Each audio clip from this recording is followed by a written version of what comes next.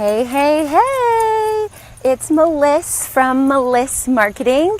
I'm so excited to have you guys here on my Facebook Live, or if you're listening on the YouTube channel or the podcast Marketing Tips with Meliss, or an opt-in page where you're trying to get someone to complete a call to action.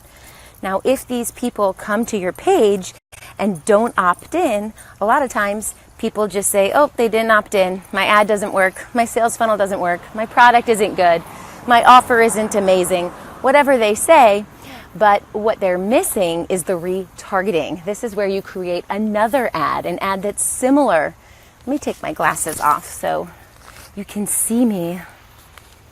So this is where they take another ad that's similar to the initial ad, and you target all of those people who went to that landing page, saw your offer, but didn't opt in. Now, the reason why this is so extremely powerful is because, first of all, sometimes it takes the average person 7 views before they're ready to commit to something. So this gives you the opportunity to be in their face more than just that one time.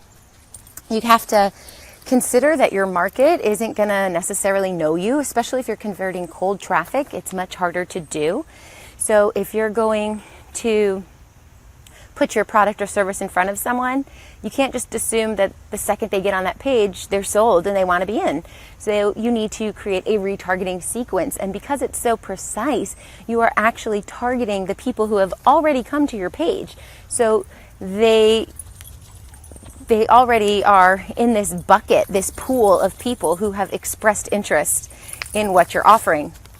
So it's very precise, and because they've already showed interest, that pool is a little bit smaller than when you just show your ad to the whole world. So I would suggest using about 10% of your ad spend on your retargeting series. Because you don't need to spend a ton of money. The pool is much smaller, but you do want to show up in their newsfeed again and again and again so that they are reminded of who you are, what your product is, or what you're offering. All right, the next thing is that it helps increase your reach because you are, again, in everybody's face. And once they start to understand why they need to be your client or customer and they love the value that you're offering them, then they might share these things, right? So there's a much higher likelihood of people sharing your stuff, engaging in your stuff, and liking your stuff when you have been in their face a few times as opposed to just this one time. So you want to make sure that you're retargeting so that you're reminding people who you are and what you have to offer. And like I mentioned, better engagement. So these people who have been retargeted, they eventually are going to opt in. A percentage of them are going to eventually opt in.